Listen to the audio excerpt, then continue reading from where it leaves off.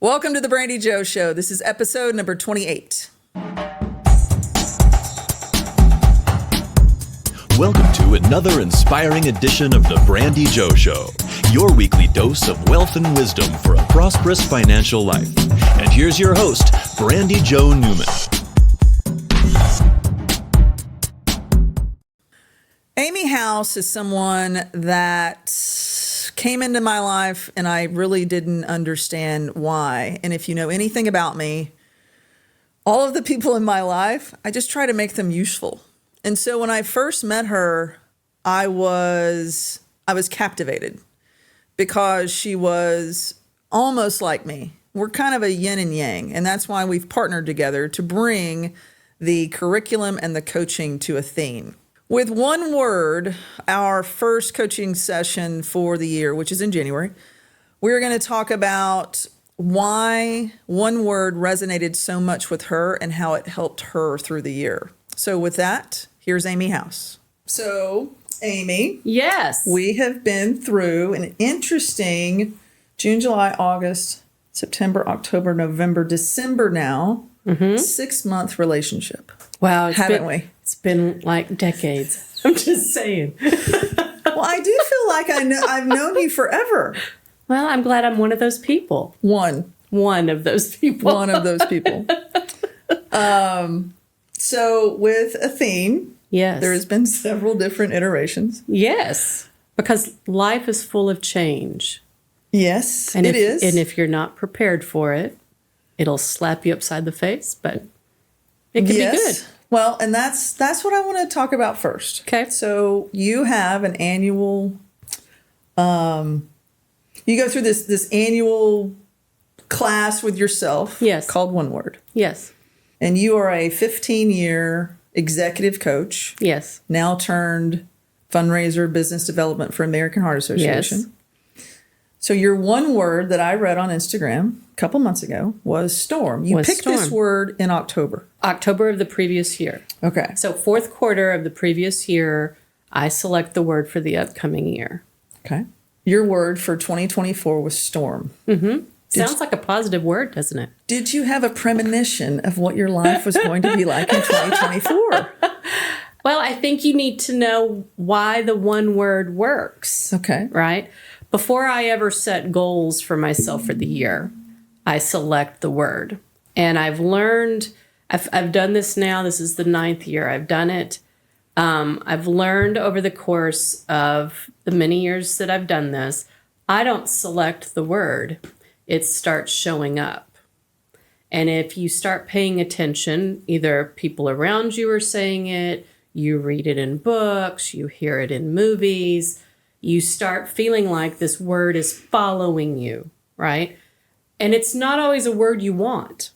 Like, there's no way anybody would want the word storm. We've had conversations with other people about your word. Right. Nobody would choose that and go, whoo, I'm so excited for the word storm. But what I have found is whatever the word is that shows up, whether it's a premonition or it's the tool that will help me go through the next year with the right mindset. So yes, 2024 for me was a series of storms. You could call it hurricane season in Amy's life. Mm-hmm. It was just one storm right after another. The purpose of the word is to give you a tool that when something's happening to you, the hot water heater goes out, the tires on your car are all flat, you're sitting in a pitch meeting and you just knew this was going to be a yes and you can sense that something has happened and it's going to a no. Whatever the thing is that's happening to you, to have a tool that you use that instead of emotionally reacting, you recenter, you reground, you go, what is this word going to tell me in this situation? How am I going to use this? For me in 2024, every time something would happen, I'd go, all storms are temporary. All storms blow over. All storms are just furious at one moment, and then there'll be gentle pattering rain, and there'll be a cleansing and all this stuff.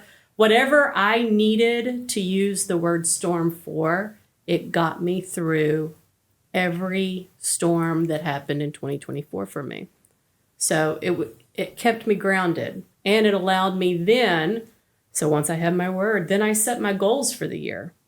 The word keeps me going on my goals because I'm not having these 3-month emotional reactions to life sucks. It's Amy quickly gets back on the horse and we move forward and we can still hit every goal. It doesn't really matter. So 2 things. Yeah. When I arrived, was it like a Cat 5 hurricane when I came into the Amy? It was just a gentle blow at first, and then it became a Cat 5, and then it became a gentle blow. And right. No, there you go. That's all you want to say about that. That's all I'm going to say about that. So it's funny, you actually said one of the words, because I'm preparing for the class that we're going to have in January. We're going to have the class one word. That is our first coaching session. Correct. Can we kind of hit the high spots of what people are going to experience so they're not... Because so that they're not blown away by the gale force wind. Well, and this is obviously this is new. This is our leveling up with a thing. We are providing in-house, face-to-face, one-on group coaching. And sometimes people try to prepare themselves for me. Or they want to mask and they want to feel more put together. They don't want to lose their crap in front of everybody. So, okay. So go with that. Go with that? Losing your crap in front of everybody? Yeah, which I've experienced a couple of times this year. Not with me, with other people. Right.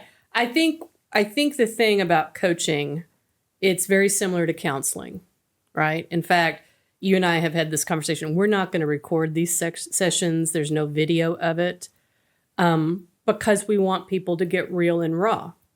Whether you're an executive for a top company or whether you are an entrepreneur, the level of stress you're under is high.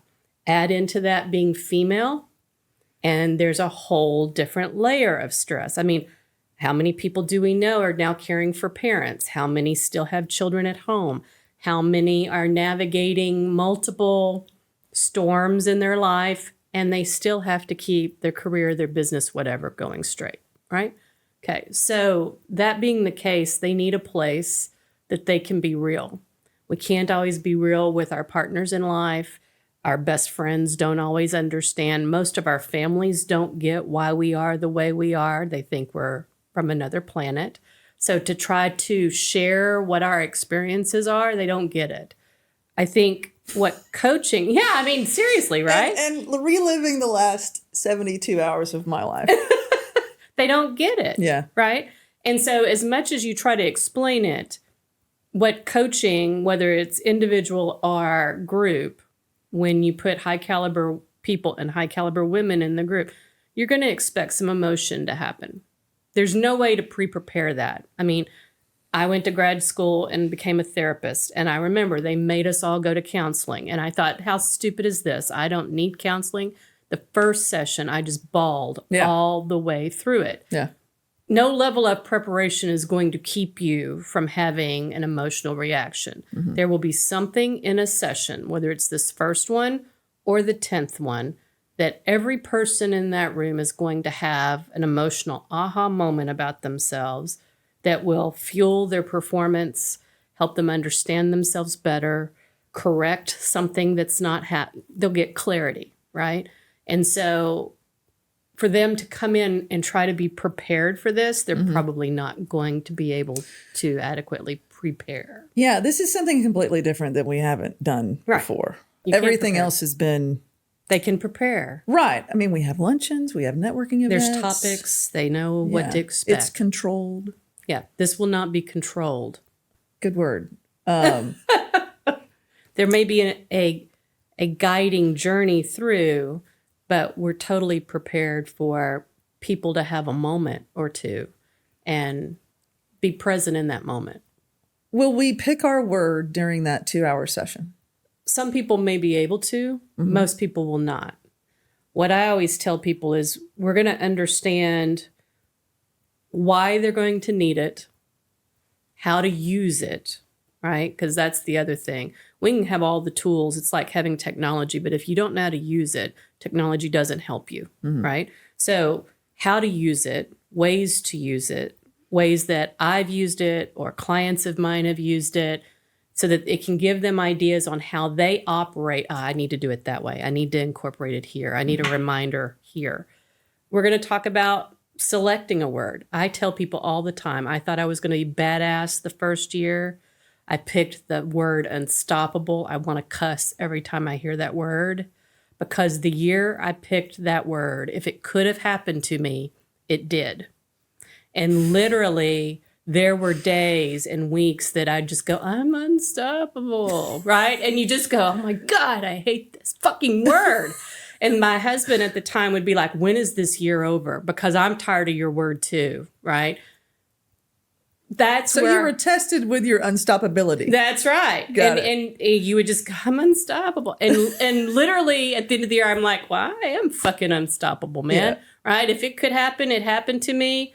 And you go, okay. But then you learn, I'm not going to pick a word thinking this is going to empower me. There is a shadow side to every word, just as there's a light side to every word. One of my clients thought she'd be real smart, and she picked the word joy. I'm going to have a joyful year. That year, 4 people in her family died. Oh. And she said by the 3rd funeral, she said, I'm sitting there and I'm thinking, joy, fucking joy, right? And she said, then I started laughing because I was looking at this wrong. She said, I remembered then all the moments these people brought me joy. The word taught me something Very else, good. Right? Very good. And so I think the purpose of the word is whatever word you pick, it's going to have a shadow side to it. And you're going to learn about the shadow as much as you're going to learn about the light. But it's about learning how to use that tool to reframe your thinking. And she said she almost started laughing during the funeral because she could remember all these moments of joy that she had had with this person. And she said, as sucky as it was to lose these loved ones, it reframed how she grieved, a year of grief for her. And I think that's the purpose of the word, is we're emotional beings. To really achieve what we want, we have to be thinking beings. And the word allows us to process emotion in a different way. Very good. I would just like to point out, speaking of words, that Amy was the first one to say fuck. And not me. But you love it when I do. Oh my God, it's my favorite word out of your damn mouth. Holy shit. And you say it so well. It's so good. But yeah, I mean, so that's why I say that don't come in prepared with, this is my word. Yeah. I want them to leave, and over the course, I always tell people, over the course of the next 48 hours, your word will find you. And you'll probably go, I don't want that one. It's like seeing the car going down the road. Correct. Yeah. And then you go, damn it, that's my word. And So what yeah. you're saying, once you pick the word, you got to stick with it. You gotta so there's stick no it for a year. compromise. There's no negotiation. It's not a there's 30-day no backup thing. word. There's no 6-month thing, and I'm going to switch. You hold on to it, because every month you will learn something new about that word. And you'll be like, wow, okay. Every month you'll use it in a different way, in a different situation. And it's not a phrase. It's not one a word. It's one word. I used to wear it on a bracelet every year. I'd have it engraved on a bracelet. That way, if I was sitting in a meeting and things were going south, I could look down and I'd see it, right? Now I don't have to do that. I used to have it framed, and it was in my bathroom. So every morning while I was getting dressed, I saw it. It was a screensaver. There were different ways that I would surround myself with the word. Now, when my word shows up, I just absorb it. And now that I have my word for 2025, it's allowed me to then set goals a lot clearer. You're not going to share your word today. No, I'm not going to tell you my word today. Are you going to share your word? Because this past year you didn't share storm until October of this year. Well, actually, there were people that knew what my word was. Okay. So I will share my word at our first session. Oh, okay. Because it's already Well, showed that's up. worth the price of admission. I know. It's already showed up. It's framed. It's on my desk. All the things, right? Nice. So, yeah. Awesome. That's what the one word is about. It's a tool to help you stay on track. Because the thing that I find that happens most is we get off track by stupid stuff. Distractions. Squirrels. Stupid Shinies. stuff. Yes. Yeah. Stupid stuff. Stupid stuff. Okay, so I'm going to start a new tradition. I have 3 questions at the end of every Okay. episode. And obviously for the next two subsequent episodes, we won't do this. We'll just take this and edit it and repeat it. Okay. What is your definition of success? For me, it's narrowed down into three things: security, fulfillment, and personal happiness. And all of those are my definitions, not what the world tells me that those are. Security for some may be millions of dollars. Security for me may look very different. Fulfillment for others may be fame and recognition. Fulfillment for me is satisfaction, right? A personal level of satisfaction, knowing that I did my best. Personal happiness, other people have a whole, when we think about happiness, people have that defined as different things. My idea of happiness is being at home with my dog, reading a book, right? So if I keep those three things in mind, no matter what happens or what doesn't happen well, if those three things are happening, it's success for me. What's your favorite sound or noise? Sound or noise? Yeah. Pianos. Pianos Okay. are my favorite sound. I hear mine that I had for 35 years in my head right now. Yeah. I love pianos. Did you take piano I lessons? did take piano lessons. I did too. How long? 16 years. Can you play still? I still can play. Are you playing now? No, I don't have a piano at home. When's your birthday? I want to see you get a piano up 3 flights of stairs. That's not going to happen. But there are different types of pianos. I only want baby grands. Oh, okay. Gotcha. Mm-hmm. What's your least favorite word? I have several. Can't. Oh, that's a good one. That's a good least favorite word. You can't do it. We can't do it. How do you respond to someone who says that? Well, maybe I'm trying to think of the last time I said I can't. maybe you can't, but I can. Yeah. And there is everything that we need to know about Amy House right there in that last sentence.